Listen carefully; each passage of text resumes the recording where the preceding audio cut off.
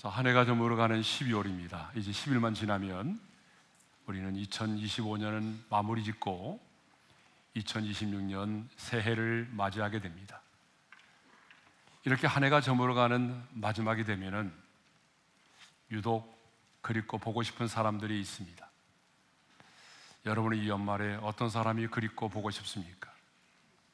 군에 가 있는 아들도 보고 싶고, 예국에 있는 자녀들도 보고 싶고, 요양병원에 계신 부모님도 보고 싶고, 그리고 오랫동안 병상에 누워있는 사랑하는 남편도 보고 싶고, 아무튼 연말이 되면은 보고 싶은 사람들이 참 많이 있습니다.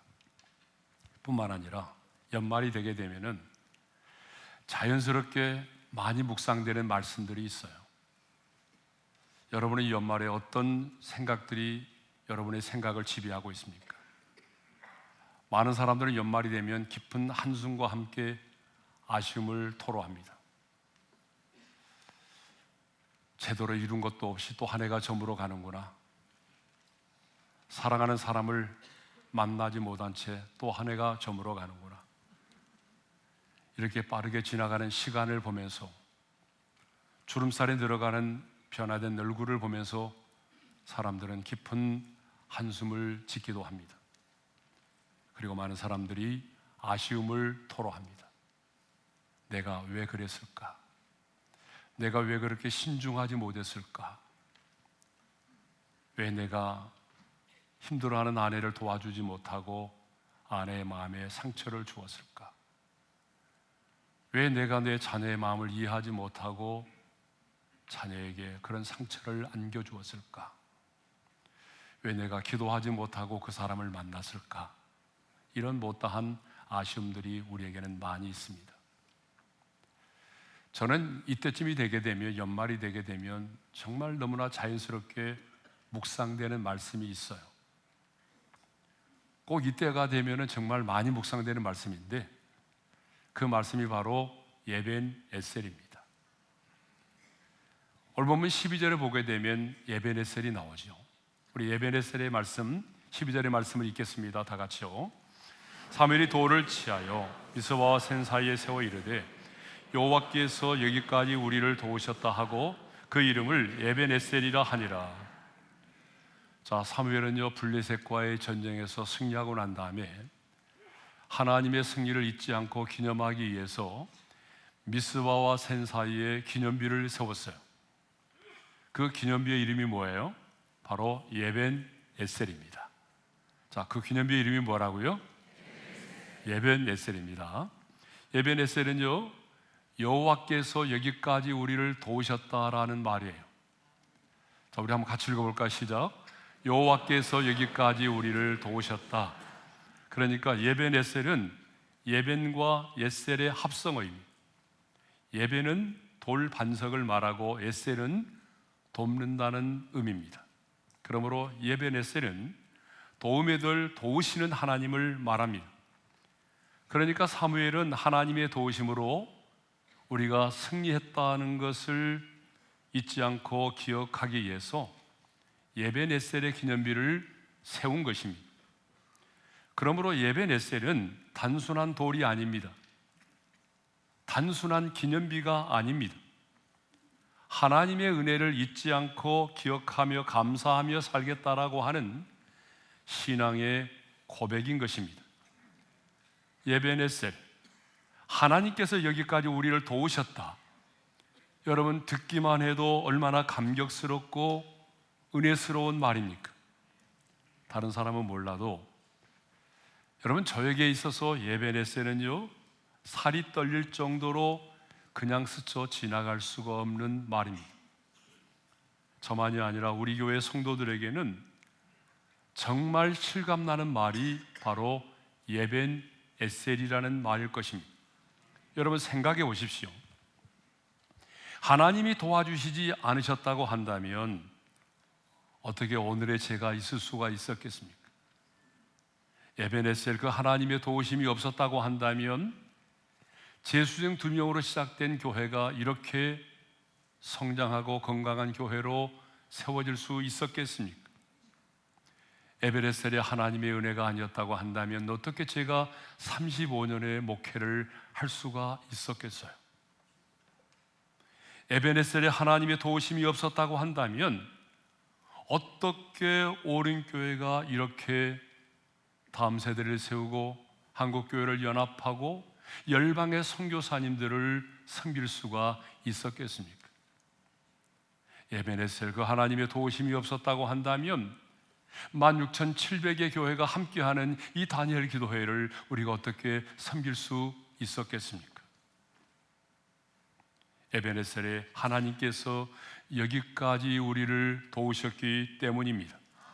에베레셀의 하나님께서 우리를 도우셨기 때문에 오늘 저와 여러분이 이 자리에 있을 수 있는 것이고 오늘 이 자리에서 하나님을 예배할 수가 있는 것입니다. 그러므로 2025년 한 해가 저물어가는 지금 우리는 우리를 여기까지 도우시며 인도하신 그 하나님의 은혜를 잊지 말고 에베레셀의 하나님을 찬양해야 할 줄로 믿습니다.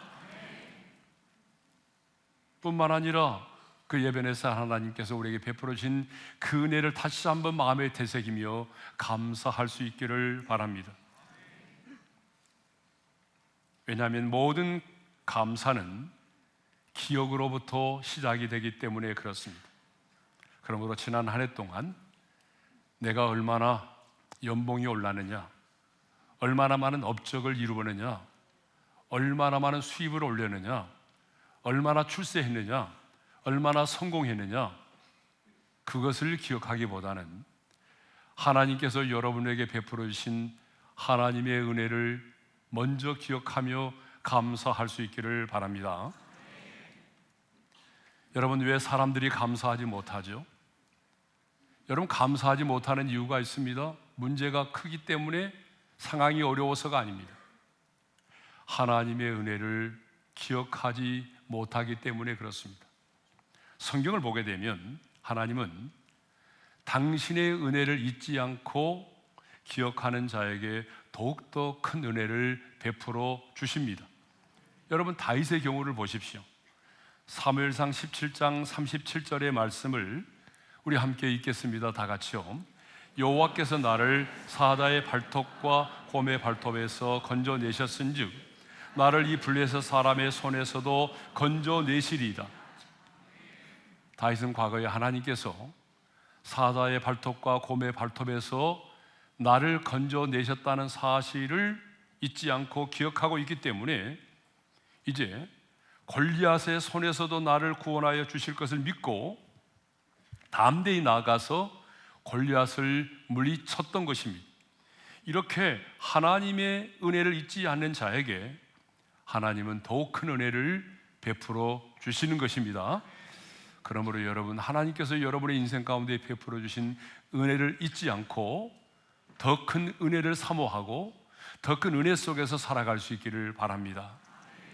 분명한 사실은 여기까지 우리를 인도하신 에베네셀의 하나님은 여기까지 우리를 도우시는 것으로 만족하지 않으시고 장래에도 앞으로도 계속하여 우리를 도우시고 인도하기를 원하신다는 사실입니다. 그러면 어떻게 하면 계속적으로 우리는 우리를 도우시는 그 에베네셀의 하나님의 은혜와 축복을 누리며 살아갈 수가 있을까요? 그래서 오늘은 누가 에베네셀의 축복을 누리며 살 수 있는지에 대하여 생각해 보도록 하겠습니다. 누가 에베네셀의 축복을 누리는가? 첫째로 전심으로 여호와께 돌아오는 자입니다. 자, 어떤 사람이라고요? 전심으로 여호와께 돌아오는 자. 자, 사무엘상 7장은요 어떤 내용이냐면 영적인 침체에 빠져있던 이스라엘이 이가봇의 시대를 청산하고 여호와께로 돌아오는 장면을 기록하고 있어요. 여러분, 이가봇이 뭐예요? 하나님의 영광이 떠났다라고 하는 거죠. 하나님의 영광 가운데 살아가던 이스라엘 백성들이 이제는 하나님의 영광이 떠나버린 시대에 살게 되었습니다. 하나님의 말씀이 희귀하여 들려오지 않는, 그래서 자기 소견대로 살아가는 그런 시대를 살아가고 있었습니다. 그런데 하나님은 이런 이가봇의 시대를 청산하고 새로운 에벤에셀의 시대를 열 수 있는 한 사람을 준비하셨어요. 그 사람이 바로 누구죠? 바로 사무엘 선지자입니다. 하나님의 사람 사무엘은 가장 먼저 새로운 영적 전쟁, 영적 각성 운동을 일으켰는데, 그 영적 각성 운동을 시작하면서 가장 먼저 했던 말이 뭐냐 그러면 너희가 전심으로 여호와께 돌아오라는 것입니다. 자, 우리 3절의 말씀을 읽겠어요. 다 같이요. 사무엘이 이스라엘 온 족속에게 말하여 이르되 만일 너희가 전심으로 여호와께 돌아오려거든. 여러분, 에베네셀의 축복은요, 여호와께로 돌아오는 것으로부터 시작이 되는 것입니다. 성경을 보게 되면 모든 회복은 회개로부터 여호와께 돌아옴으로부터 시작이 되는 거예요. 그런데 어떻게 돌아오라고 말하죠? 어떻게 여호와께 돌아오라고 말해요? 전심으로 여호와께 돌아오라고 말합니다. 그러면 여러분, 전심으로 여호와께 돌아온다는 것은 무엇을 의미할까요? 3절 하반절에 보니까 이렇게 되어 있어요. 읽겠습니다. 시작. 이방신들과 아스다롯을 너희 중에서 제거하고 너희 마음을 여호와께로 향하여 그만을 섬기라. 그러니까 전심으로 여호와께 돌아온다라고 하는 것은 단순히 죄를 짓지 않겠다라고 결심하는 정도가 아니고 회개의 흉내만 내는 정도가 아니라 그들이 섬기고 있던 이방신들과 아스다롯을 제거하고 여호와께로 돌아오는 것을 말해요. 이스라엘 백성들은요, 공식적으로 이렇게 선언한 적이 없습니다. 우리는 하나님을 믿지 않습니다. 이렇게 공식적으로 선언한 적이 한 번도 없었어요. 여러분, 성경을 보세요. 이스라엘 백성들이 그렇게 공식적으로 우리는 하나님의 백성이 아닙니다, 이제 우리는 하나님을 섬기지 않겠습니다, 이렇게 공식적으로 선언한 적이 있었던가요? 없었어요. 그들은 언제나 자신들은 하나님의 백성이라고 말했어요. 그들은 언제나 하나님을 섬긴다고 말했어요. 그렇지만 하나님의 백성이라고 말하고 하나님을 섬긴다고 말하면서도 그들은 여전히 이방의 신들을 섬겼어요. 아스다로를 섬기고 바알을 섬겼어요. 그런데 우리 하나님은요, 이런 신앙을 싫어하세요. 성경을 보게 되면 우리 하나님은 이런 사람을 정말 싫어하세요. 대충 얼버무리면서 구렁이 담 넘어가듯이 신앙생활 하는 것 하나님은 원하지 않습니다. 우리 하나님은요, 굉장히 확실한 것을 좋아하십니다. 미지근한 사람을 싫어하세요. 그래서 라오디아 교회를 책망하실 때도 주님은 이렇게 책망하시잖아요. 우리 말씀을 읽겠습니다. 다 같이요. 네가 차든지 뜨겁든지 하기를 원하노라. 네가 이같이 미지근하여 뜨겁지도 아니하고 차지도 아니하니 내 입에서 너를 토하여 버리리라. 하나님은요, 이렇게 차지도 아니하고 뜨겁지도 아니하고 미지근한 사람을 어떻게 한다고요? 내 입에서 토하여 내버리시겠다라고 말씀하셨어요. 그러므로 여러분이 하나님의 사람으로서 신앙생활을 할 바에는 확실하게 신앙생활을 하시기를 바랍니다. 여러분, 보험 드는 것처럼 신앙생활 하시면 절대로 안 돼. 네? 정말 예수님 말씀하신 것처럼 주님만이 길이요 진리요 생명이라고 믿는다면 예수님만을 나의 왕으로 모시고 예수님만을 내 인생의 주인으로 섬기고 그분의 말씀 앞에 순종하며 여러분, 그분을 확실하게 따라가시기를 바랍니다.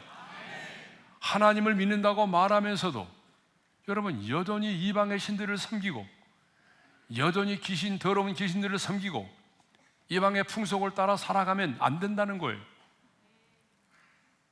그런데 오늘 우리들 주변에 여러분, 그렇게 신앙생활하는 분들이 너무나 많이 계세요. 아마 지금 이 자리에 계신 분들도 보험 드는 것처럼 신앙생활 하신 분들이 분명히 계실 거예요. 제 예전에 군대 생활할 때 보게 되면 직속 상관이 크리스찬이면요, 같이 주일날 가서 예배를 드려주는 부하들이 있어요. 크리스찬처럼 행세를 해요. 그러다가 지휘관이 바뀌었어요. 그런데 이번에는 불자가 왔어요. 불교 신자가 직수상간이 되게 되면 그날부터 언제 그랬느냐는 듯이 법당에 따라다녀요. 여러분, 이렇게 신앙생활 하는 분들이 있어요. 하나님만이 만복의 근원이시라고 고백하면서도 여전히 부적을 몸에 붙이고 다니는 사람이 있어요. 저 예전에 전도사 시절 때인데 새벽 기도를 하루도 빠뜨리지 않고 하시는 할머니가 계시는데 꼭 그분의 몸에는 부적이 붙여 있었어요. 그러니까 새벽 기도 가서 열심히 기도하지만 여전히 몸에는 부적을 항상 붙이고 다녔어요. 하나님만이 내 인생의 복의 근원이라고 말하면서도 여전히 사주팔자 보고 장명소 가서 이름 짓고 연말 되면 무당을 찾아가서 내일의 운세를 물어보고, 여러분 손 없는 날에 이사하고, 이런 분들이 얼마나 많은지 몰라요. 한 조사에 따르면 지난 1년간 30%의 기독교인이 그리고 45%의 기독 청년들이 사주, 타로, 점을 본 적이 있다라고 합니다. 목회 데이터 연구소에 의하면 3년간 기독교인의 무속 이용 횟수가 평균 2.7이라고 합니다. 여러분, 기독교인들이 무속을 찾아가서 무당에게 점을 보고 이런 것들이 2.7이니까, 근데 이게 일반 국민들 숫자와 거의 비슷하다는 거예요. 그러니까 예수 믿어도 전혀 별반 다를 게 없다는 거예요. 사무엘 시대도 마찬가지입니다. 그들은 하나님을 믿는다고 말하면서도 실제로 삶 속에서는요, 바알과 아스다롯을 더 의지하고 섬기며 살았습니다. 그런데 우리 하나님은 이런 이중신앙을요 정말 싫어하십니다. 용납하지 않으세요. 그래서 사무엘상 8장 7절과 8절을 보게 되면 이렇게까지 말씀을 하십니다. 그들이 나를 버렸다. 그들이 나를 버렸다. 그러므로 사무엘은 이제 회개의 흉내만 내지 말고 너희 중에 있는 이방 신들과 아스다롯을 실제로 제거하고 전심으로 여호와만 섬기라는 거예요. 그리고 너희 마음을 여호와께로 향하여 그만을 섬기라고 말하죠. 이 말은 무슨 말이죠? 두 마음을 품지 말고 여호와 하나님만을 바라보고 그분만을 의지하며 그분만을 섬기라는 거예요. 그런데 하나님은 이렇게 전심으로 여호와께 돌아오라고 말씀만 하지 않으시고 말씀의 순종에 대한 약속을 하셨어요. 자, 우리 그 약속이 뭔지 같이 읽겠습니다. 다 같이요. 그리하면 너희를 블레셋 사람의 손에서 건져내시리라. 그러면 우상을 제거하고 전심으로 여호와께 돌아오 마음을 다하여 여호와만을 섬기라고 하는 사무엘의 이 말에 백성들은 어떻게 반응을 했을까요? 4절의 말씀을 읽겠습니다. 다 같이요. 이에 이스라엘 자손이 바알들과 아스다롯을 제거하고 여호와만 섬기니라. 이스라엘 백성들은 사무엘의 말에 순종을 했습니다. 그래서 자신들이 그동안 섬겨왔던 이런 바알들과 아스다롯을 제거하고 마음을 다하여 여호와를 섬겼습니다. 철저하게 자신들의 우상을 제거함으로 하나님과의 관계를 회복을 했던 것입니다. 이렇게 이스라엘 백성들이 사무엘 선지자의 말을 순종해서 이방신들을 제거하고 철저하게 여호와만 섬겼을 때에 우리 하나님은 가만히 계시지 않았습니다. 그들 가운데 하나님은 새로운 일을 행하기 시작하셨습니다. 그러므로 우리도 예베네셀의 하나님의 은혜와 축복 속에 살아가기를 원한다면 하나님보다 더 의지하고 있는 여러분의 또 다른 우상들을 제거할 수 있기를 바랍니다. 적어도 여러분이 하나님의 사람이라면 눈에 보이는 우상들을 섬기지는 않을 거예요. 그런데 우리의 마음에는 눈에 보이지 않는 마음의 우상이 있어요. 적어도 우리는 눈에 보이는 우상을 만들어 놓고 섬기지는 않지만 우리의 마음속에 눈에 보이지 않는 마음의 우상이 있어요. 그 마음의 우상이 뭘까요? 골로새서 3장 5절을 보게 되면 이렇게 말하고 있습니다. 다 같이 읽겠습니다. 시작. 탐심은 우상 숭배니라. 여러분, 우리 안에 깊이 뿌리를 내리고 있는 이 탐심과 탐욕, 욕심, 이것이 우리의 눈에 보이지 않는 마음의 우상이라는 거예요. 그러므로 오늘 하나님은 우리에게 말씀합니다. 네가 계속적으로 예배냈을 하나님의 은혜의 축복을 받아 누리기를 원한다면 너의 마음속에 있는 보이지 않는 마음의 우상, 탐욕, 그 욕심을 제거하라는 거예요. 야고보 기자는 이렇게 말합니다. 욕심이 잉태한 즉 뭘 낳고? 죄를 낳고, 죄가 장성한 즉 사망을 낳는지라.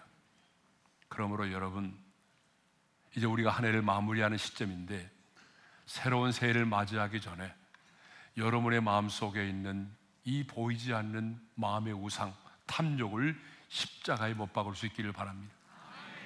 그렇게 하나님을 예배하면서도 우리는요, 마음의 우상을 버리지 못했어요. 우리의 마음속에는 이 탐욕 때문에 온전한 11조를 드리지 못하는 사람들이 얼마나 많이 있어요. 여러분, 교회를 다니지만 지금도 온전한 11조를 드리지 못하는 이유가 뭔지 알아요? 한 가지예요. 우리 마음에 있는 우상이에요. 탐욕 때문이에요. 우리 안에 있는 그 탐욕 때문에 오늘 또 누군가를 미워하고, 오늘 또 우리 안에 있는 그 탐욕 때문에 여러분, 관계의 어려움을 겪고 있는 분들이 얼마나 많이 있는지 모릅니다. 그러므로 다시 한번 말씀드립니다. 이 해가 저물어 가기 전에 여러분의 마음속에 있는 탐욕, 그 보이지 않은 마음의 우상을 십자가에 못 박을 수 있기를 바랍니다. 두 번째로, 누가 예베네셀의 축복을 누리느냐? 기도로 하나님을 찾는 사람입니다. 자, 우리 5절의 말씀을 함께 읽겠어요. 다 같이요. 사무엘이 이르되 온 이스라엘은 미스바로 모이라 내가 너희를 위하여 여호와께 기도하리라 하매. 사무엘은 이스라엘 백성들을 미스바 광장으로 모이게 했어요. 이스라엘 백성들을 미스바 광장에 모이게 한 다음에 이렇게 말합니다. 내가 너희를 위하여 여호와께 기도하리라. 백성을 대신하여 간절히 기도하겠다라고 말하죠.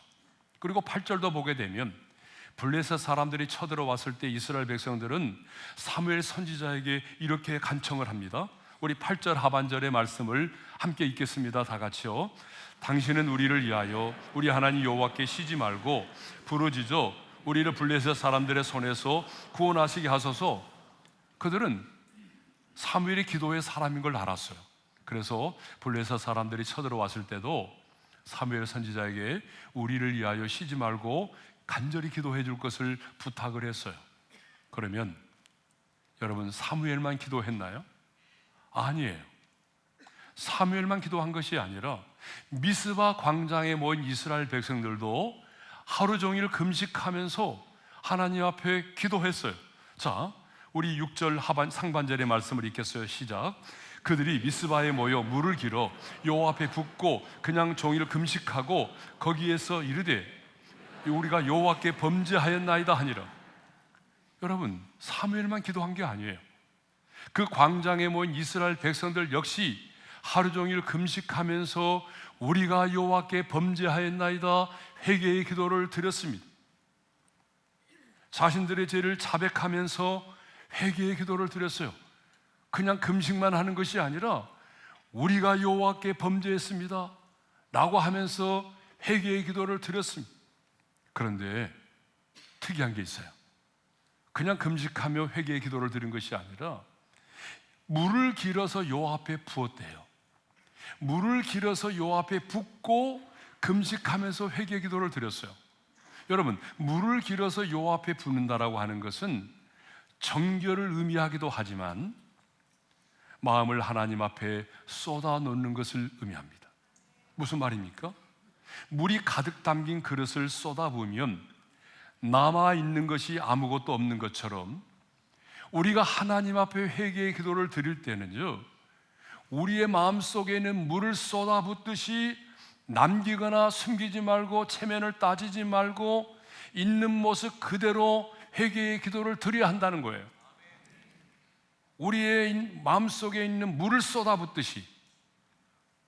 여러분, 어떤 죄를 회개할 때는 남기지 말고 체면 보지 말고 따지지 말고 그렇게 쏟아붓듯이 회개를 해야 된다는 것입니다. 있는 모습 그대로 하나님 앞에 우리 죄를 자백하고 회개해야 되는 거예요. 회개는 하나님이 죄인된 저와 여러분에게 주신 아주 특별한 은총입니다. 자, 한번 따라서 하겠습니다. 회개는 특별한 은총이다. 여러분, 성경을 보게 되면, 또 역사를 보게 되면 하나님의 손에 붙들린 바 돼서 한 시대에 쓰임을 받았던 사람들은 어떤 사람들인지 아세요? 죄를 짓지 않은 사람이 아니에요. 죄를 지었지만 철저하게 그 죄를 회개한 사람들이었어요. 여러분, 다윗을 보십시오. 다윗은요, 우리가 지을 수 없는 끔찍한 살인죄와 간음죄를 지었던 사람이에요. 그런 엄청난 죄를 지었지만 그는요, 어떻게 회개했어요? 자신의 침상에 눈물에 적시도록 간절히 회개했어요. 그래서 그는 하나님의 마음에 합한 자가 되었던 것입니다. 여러분, 예수님의 수제자 베드로는요, 예수님을 모른다고 3번이나 부인하는 끔찍한 죄를 지었잖아요. 그렇지만 그가 회개했을 때에 그는 초대교회의 위대한 지도자가 되었습니다. 방탕한 삶을 살았던 어거스틴도 회개하고 돌아왔을 때에 그는 성 어거스틴이 되었습니다. 하나님은요, 회개하는 자를 찾으십니다. 하나님은 회개하는 자를 도우십니다. 하나님은 회개하는 자를 크게 사용하십니다. 우리가 죄를 자백하면 주님은 기다렸다는 듯이 우리 죄를 사하시고 모든 불의에서 우리를 깨끗게 하시는 것입니다. 우리 요한일서 1장 9절의 말씀을 읽겠습니다. 다 같이요. 만일 우리가 우리 죄를 자백하면 저는 미쁘시고 의로우사 우리 죄를 사하시며 우리를 모든 불의에서 깨끗하게 하실 것이요. 하나님은요, 우리가 죄를 회개하지 않아도 우리가 지은 죄를 다 알고 계십니다. 하나님은 우리 죄를 몰라서 회개하라고 말씀하는 게 아니에요. 우리가 또한 회개한다고 해서 하나님이 더 거룩해지고 영광을 받으시는 것도 아니에요. 그럼에도 불구하고 성경을 보게 되면 하나님께서 계속해서 우리에게 회개를 촉구하십니다. 왜 하나님이 회개하라고 하신지 아세요? 하나님이 우리에게 회개를 요구하는 것은 하나님 자신을 위해서가 아니라 우리 자신을 위해서입니다. 우리를 축복하시기 위해서, 하나님과 우리와의 관계를 회복시키기 위해서, 그리고 그 죄와 죄책감으로부터 우리를 자유케 하시기 위해서, 더 나아가 영적인 전쟁에서 사탄의 참소를 막아내도록 하기 위해서 하나님은 우리에게 그 죄를 회개하라고 요구하는 거예요. 그러므로 여러분, 회개는 부끄러운 것이 아닙니다. 제가 말씀드렸잖아요. 회개는 하나님께서 죄인된 우리에게 주시는 특별한 은총입니다. 그러므로 여러분, 회개하는 것을 부끄럽게 생각하지 마십시오. 회개하는 것을 멀리하지 마십시오. 여러분, 회개를 가까이 하시기를 바랍니다. 그런데 언제부턴가 한국 교회는요, 회개에 대한 메시지가 사라졌어요. 좋은 말만 들으려고 해요. 듣기 좋은 설교만 들으려고 해요. 거북한 설교는 들으려고 하지를 않아요. 그래서인지 회개의 메시지가 점점 사라져가고 있습니다. 사랑하는 성도 여러분, 인생의 반전을 원하십니까? 한 분도 안 계십니까? 여러분, 다시 한번 묻겠습니다. 여러분, 인생의 반전을 원하십니까? 예배네셀의 축복을 누리기를 원하십니까? 그렇다면 여러분, 기도하십시오. 기도의 무릎을 꿇으세요. 하나님의 얼굴을 구하세요. 그런데 그냥 기도하지 말고 여러분, 철저하게 내가 여호와께 죄를 지었습니다. 여러분의 마음속에 있는 죄악들을 토설하면서 철저하게 죄를 회개하면서 기도하시기를 바랍니다. 자, 마지막 3번째입니다. 누가 예배네셀의 축복을 누리는가? 3번째는 온전한 번제를 드리는 자입니다. 자, 어떤 사람이라고요? 온전한 번제를 드리는 자. 9절의 말씀을 우리 함께 읽겠습니다. 시작. 사무엘이 젖먹는 어린 양 하나를 가져다가 온전한 번제를 여호와께 드리고 이스라엘을 위하여 여호와께 부르짖음에 여호와께서 응답하셨더라. 사무엘은 이스라엘 백성들이 미스바 광장에 모여 있을 때에 젖먹는 어린 양을 가져다가 온전한 번제를 드렸습니다. 그리고 이스라엘을 위하여 여호와께 간절히 기도했습니다. 그리고 하나님은 그 기도에 응답해 주셨습니다.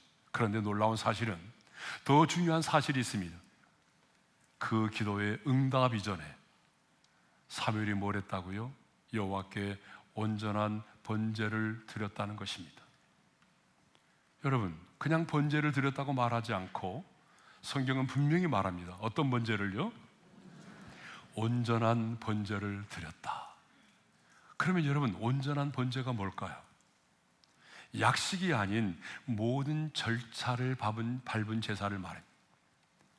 여러분, 번제를 드리는 게 쉽지 않습니다. 흠없는 어린 양을 치해야 되고요, 그리고 거기에다가 또 안수를 해야 되고 각을 뜨고 제단에 올려서 제물로 태워 드려야 돼요. 온전한 번제를 드렸습니다. 약식으로 대충 드리지 않았습니다. 여러분, 이 온전한 번제는 오늘로 말하면은 어떤 거죠? 신령과 진정으로, 영과 진리로 하나님을 예배했다는 것입니다. 다시 말하면 마음과 뜻과 성품을 다하여 하나님을 예배했다는 것을 의미합니다. 여러분, 지금까지 이스라엘 백성들은요, 수없이 많은 제사를 드렸습니다. 수없이 많은 번제를 하나님께 드렸습니다. 그런데 그들은 온전한 번제를 드리지 않았습니다. 그렇게 많은 제물을 태워서 하나님 앞에 드렸지만 그들의 마음은 하나님과 멀어져 있었습니다. 그들은 어쩔 수 없이 형식과 습관으로 제사를 드렸습니다. 그런데 사무엘은 지금 온전한 번제를 하나님께 드렸어요. 그런데 더 중요한 게 있어요. 사무엘이 언제 온전한 번제를 드렸느냐는 것입니다. 어느 때에, 어떠한 상황에서 사무엘은 이 온전한 번제를 드렸느냐는 것이에요. 자, 우리 말씀을 먼저 읽겠습니다. 7절의 말씀을 읽겠습니다. 다 같이요. 이스라엘 자손이 미스바에 모였다 함을 블레셋 사람들이 듣고 그들의 방백들이 이스라엘을 치러 올라온지라. 이스라엘 자손들이 듣고 블레셋 사람들을 두려워하여. 어떤 상황이죠? 블레셋 사람들이 쳐들어왔어요. 이스라엘 백성들이 광야에 모여있다는 소식을 듣고 난 다음에, 미스바 광장에 모여있다는 소식을 듣고 난 다음에 블레셋 사람들이 이때다 싶어가지고 쳐들어왔습니다. 전쟁이 일어난 겁니다. 블레셋 사람들이 급습을 해왔어요. 그래서 사람들이 그 모습을 보고 놀라서 두려워 떨고 있습니다. 그 상황입니다, 여러분. 적군이 쳐들어왔어요. 그래서 블레셋 사람들이 쳐들어왔다는 소식을 듣고 백성들이 막 두려워 떨고 있습니다. 이제 우리가 어떻게 해야 되나? 우리가 도망을 가야 되나? 우리가 어떻게 해야 되지? 이렇게 두려워 떨고 있는 상황 속에서 사무엘은요, 온전한 번제를 드렸습니다. 왜 그랬을까요? 사무엘은 알았습니다. 지금 이 상황 속에서 가장 무엇이 중요한지를, 지금 이 상황 속에서 하나님께 예배를 드림이 가장 중요하다는 사실을 알고 있었습니다. 사무엘은 예배의 소중함을 알고 있었습니다. 그리고 더 놀라운 것은 온전한 예배를 통해서만이 진정한 회복이 이루어진다는 사실을 알고 있었다는 사실입니다. 그래서 사무엘은 이렇게 위급하고 다급한 상황 속에서도 흔들리지 않고 여호와 하나님 앞에 온전한 번제를 드렸습니다. 하나님은 그 온전한 번제를 받으시고 사무엘의 기도에 응답을 하셨습니다. 성도 여러분, 우리도 이 세상을 살다 보게 되면 정말 블레셋 나라가 급습해 온 것처럼 우리도 이 땅을 살다 보게 되면 이렇게 위급하고 다급한 상황을 만날 때가 많이 있습니다. 근데 사람들은요, 이렇게 위급하고 다급한 상황을 만나면 예배를 스킵해버려요. 나중에 드려도 되지. 그런데 여러분, 그게 아니에요. 예배가 먼저입니다. 아니, 어떤 사람들은 이렇게 위급하고 다급한 일을 만나면 어쩔 수 없이 예배를 형식적으로 습관적으로 드리고 자신의 힘과 능력으로 이 문제를 해결하려고 합니다. 그런데 여러분, 분명히 기억해야 될 사실이 있습니다. 예배의 회복이 없는 회복은 진정한 회복이 아니라는 것입니다. 따라서 하겠습니다. 예배의 회복이 없는 회복은 진정한 회복이 아니다. 그렇기 때문에 우리 하나님은 예배하는 자를 찾으시고 예배하는 자를 도우십니다. 그러므로 우리 오림교회 성도들은 예배에 성공할 수 있기를 바랍니다. 예배에 성공해야 예배네셀의 축복을 누릴 수 있습니다. 우리 옆 사람과 인사합시다. 예배에 성공합시다. 이제 2025년이 저물어 가고 있습니다. 지난 한 해를 돌이켜볼 때에 에베네셀의 하나님께서 여기까지 우리를 도우셨음을 우리는 고백하지 않을 수 없습니다. 그러므로 한 해를 마무리하는 지금 여기까지 우리를 도우시고 인도하신 에베네셀의 하나님을 마음껏 찬양할 수 있기를 바랍니다. 그리고 여기까지 우리를 도우시고 인도하신 에베네셀의 그 하나님의 축복을 잊지 말고 다시 한번 기억하며 감사할 수 있기를 바랍니다. 그리고 다가오는 2026년 에베네셀의 축복을 누리며 살기를 원한다면, 지금까지만이 아니라 장래에도 에베네셀의 하나님의 은혜와 축복을 누리며 살기를 원하신다면 오늘 우리에게 주셨던 이 세 가지 말씀을 기억하셔야 됩니다. 가장 먼저 마음을 다하여 진정으로 주께로 돌아오십시오. 하나님을 섬긴다고 말하면서도 여러분의 마음속에는 또 다른 우상을 의지하고 섬겼던 것들을 철저하게 회개하며 하나님의 얼굴을 구하십시오. 회개는 부끄러운 것이 아닙니다. 회개는 죄인된 우리에게 주시는 하나님의 특별한 은총입니다. 그러므로 여러분, 새해를 맞이하기 전에 하나님, 내가 이렇게 넘어졌고 실수했습니다. 내가 여호와께 범죄했습니다. 여러분의 마음속에 숨겨진 죄악들을 고백하며 철저하게 회개하고 새로운 새해를 맞이할 수 있기를 바랍니다. 그리고 온전한 예배를 드리십시오. 아무리 위급하고 다급한 상황일지라도 예배를 멀리하지 마시고 예배에 성공할 수 있기를 주님의 이름으로 축복합니다. 자, 여러분, 우리 에베네셀의 하나님을 찬양하며 나갑니다. 감사하신 하나님, 에베네셀 하나님, 에베네셀 하나님, 살아계신 하나님, 살아계신 하나님, 에베네셀 하나님, 에베네셀 하나님, 여기까지 인도하셨네. 감사하신 하나님, 여기까지 인도하셨습니다. 여기까지 인도하셨네. 그분은 살아계신 하나님, 살아계신 하나님, 감사하신 하나님, 에베네셀 하나님, 살아계신 하나님, 에베네셀 하나님, 감사하신 하나님, 사하신 하나님, 에베네셀 하나님,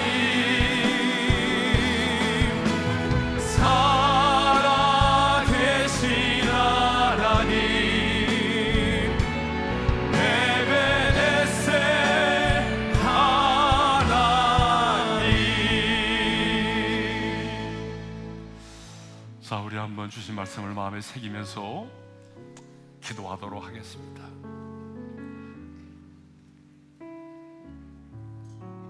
하나님의 사람은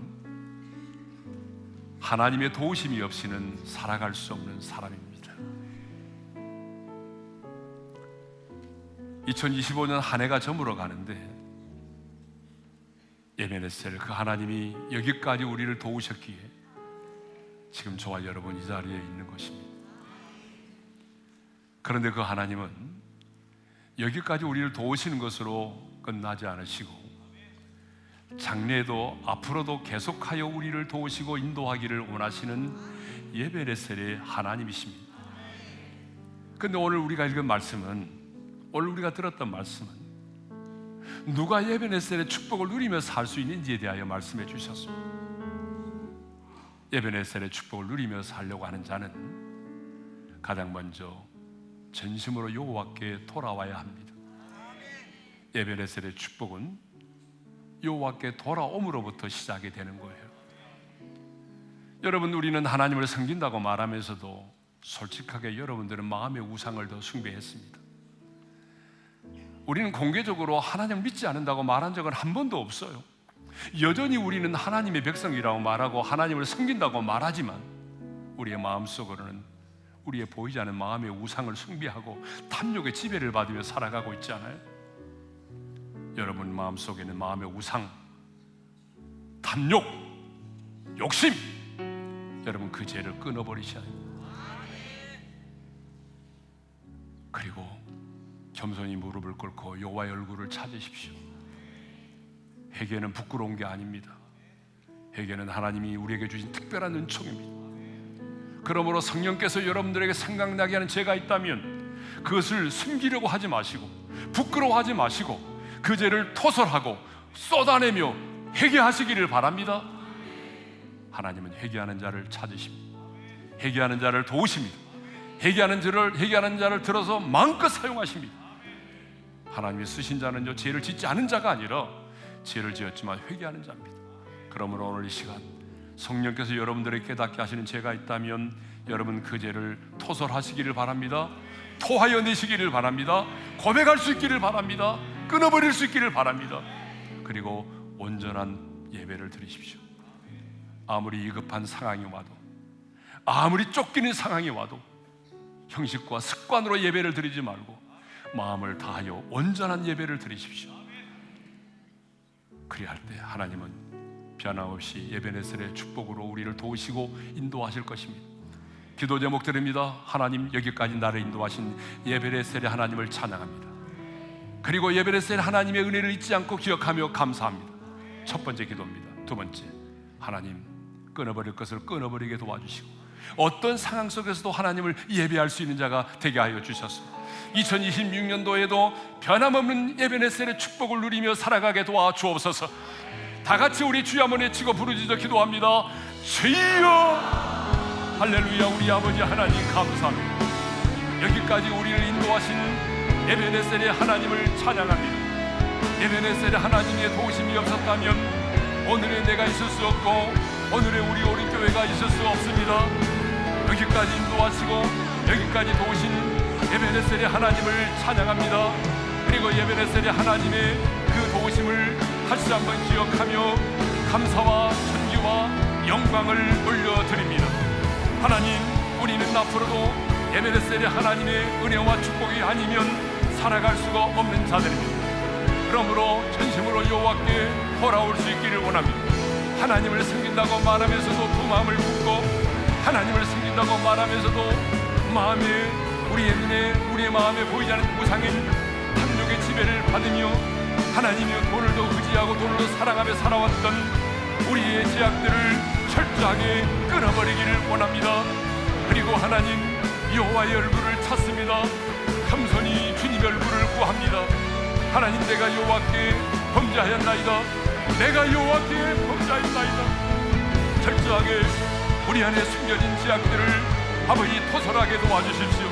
숨기지 말게 하시고 체면을 따지지 말게 하시고 우리의 마음속에는 모든 죄악들을 쏟아놓게 하여 주시고 회개함으로 말미암아 사탄의 참소를 이겨내게 하시고 죄로부터 자유함을 얻게 하시고 하나님과의 관계가 회복될 수 있도록 우리 안에 은총을 베풀어 주시며 어떤 상황과 위급한 상황을 맞이할지라도 철저하게 온전히 하나님을 예배할 수 있는 예배자가 되게 하여 주셔서 에베네셀의 축복을 누리며 살아가는 성도들이 되게 하여 주옵소서. 이제는 우리 주 예수 그리스도의 은혜와 하나님 아버지의 영원한 그 사랑하심과 성령님의 감동, 감화교통 인도 충만하심이 여기까지 인도하신 에베네셀의 하나님을 찬양하고, 장래에도 에베네셀의 하나님의 도우심이 없이는 살아갈 수가 없음을 고백하며 하나님 얼굴을 구하고 온전한 예배를 드리기를 소망하는 모든 성도들 위해 이제로부터 영원토록 함께 하시기를 축원하옵나이다. 아멘.